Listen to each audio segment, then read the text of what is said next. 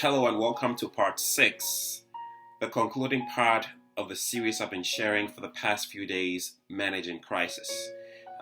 This has been an eye-opener for me as I studied this lesson, and I trust that it's been a blessing for you as well. If you've missed any of these from lesson 1, 2, 3, 4, 5, they're all on my Facebook page and they're on my YouTube page as well. Don't just like them, comment on them, share them with others. I believe this is a timely message, timely lesson that we should be adhering to, especially in what we're going through right now globally. But I want to touch on part 6. I'm going to cut to the chase here because there are a few things in this particular lesson that I want to take some time to share. Yesterday in part 5, we learned that one of the things that made it very easy for David to get to the enemy's camp as quickly as he could was that he extended compassion to the Egyptian stranger. Go back there, go look at part 5. It held some very powerful lessons. There was a challenge that I threw out there, and I hope that if you listen to it, that you acted on it as well, because I did. But part 6 today touched on what David did when they got to the enemy's camp with his 400 men. They found the enemy, the troop, the Amalekites. They were out there having a good old time. They were having a party. They were drinking. They were eating. They were feasting. When David and his men descended upon the enemy's camp, the story says they engaged the enemy in warfare. They started battling the enemy, and the scripture says they fought them from twilight until the evening of the next day. Let me rephrase that. They fought the enemy from twilight, which is dawn of the day they got there. From dawn of the day they got there, they engaged the enemy in battle until the evening of the next day. Talk about a day and a half in battle. And mind you, the enemy, the Amalekites, had eaten their full share. They were full. I'm sure they had a few drinks, and they were probably in a drunken stupor, right, as the saying goes. So they were not really in their right frame of mind. Now, mind you, this was the same David whom God had told to pursue the enemy and that he'll fully recover. This is important because oftentimes just the fact that God gives us a dream or God places something in our hearts does not mean it's going to come easy. God told David to pursue this enemy. He said, go after this enemy and you'll surely recover. I'm sure some of us may be thinking, well, if God gave us this dream, if God told us to pursue and recover, it's going to be a cakewalk. Most times, just the fact that God puts something in our heart, or God gives us a dream, does not guarantee that it's going to be a cakewalk. It requires battle. It requires resiliency in order for us to be able to accomplish that dream. There are some of us who may be watching right now who may have given up on our dreams that we believe God placed in our hearts. But we gave up on them because it took a longer time for us to accomplish those dreams. Or perhaps we ran into some type of opposition and we thought, well, this must not be from God. If I'm running into this types of opposition, this must not be from God. And so we give up on our dreams because we run into opposition. But from what we're learning from this story, David engaged the enemy for a day and a half. Yes, God, you told me I would pursue. You told me I would recover. First of all, you cut my troops by a third. 200 men fell by the roadside. God did that to show David that sometimes it's not based on what you have. But you got to trust me in this process.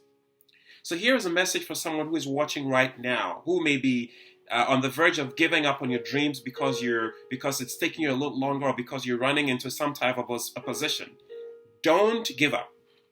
I think it was Winston Churchill who said that success is going from failure to failure without losing enthusiasm.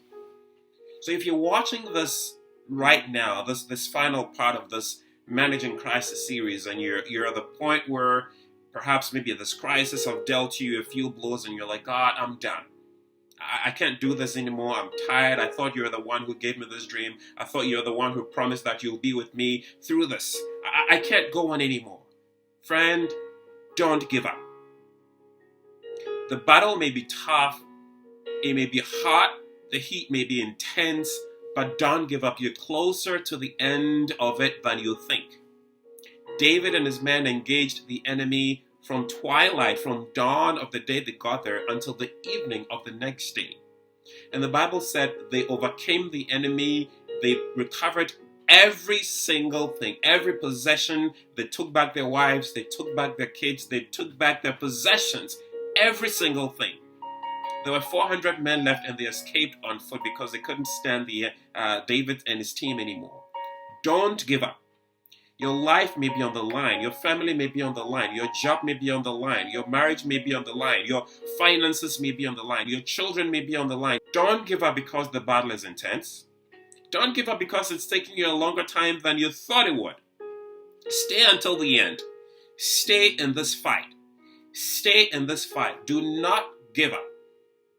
It may be intense. The enemy may be gaining ground, but because God gave you that dream, if God's giving you that dream, if God's told you that you're going to overcome, you're going to pursue to overcome, stay in this fight.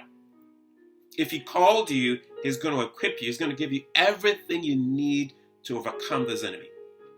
So as I wrap up this part, as I wrap up this 6-part teaching on managing crisis, if you're at this point where you're like, Fred, it's tough, it's intense, I'm down, my resources have been slashed in half, I don't have anything left, I can't do it anymore. Please, if God's given you this dream, if God's placed this desire in your heart, don't turn back.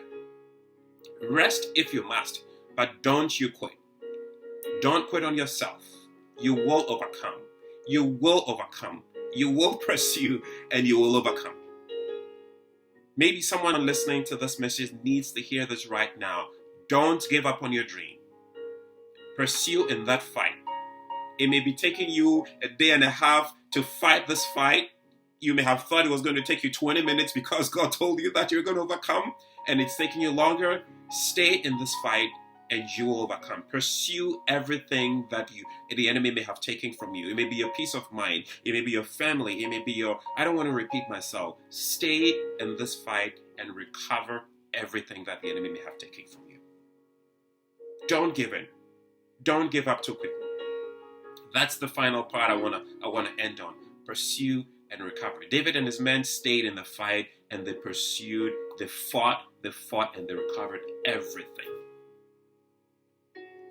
If this message has been a blessing to you, share with us. Go back and listen to the lessons. There's so many insightful lessons here that I think is important for us for the present day and what we're going through right now. Not only for leaders. It's great for leaders, but it's great for everyone to go back and listen to. Share it with someone. Send a message. Comment on it. Let someone hear this message that I've been sharing this past couple of days. Managing crisis. We're going to get through this crisis. The fight may be intense, things may be gloomy, but we're going to stay in this fight and we're going to stay in this fight, my friend. Don't give up. You will recover. Thank you again for watching, for sticking with me through this 6-part series. I trust that you've gotten something great out of this. Again, share, subscribe to my YouTube page, post a comment there. Share this with someone. Until next time when I bring you back another lesson, stay well, stay encouraged, and pursue until you recover. God bless you and have a great day. Thanks for watching.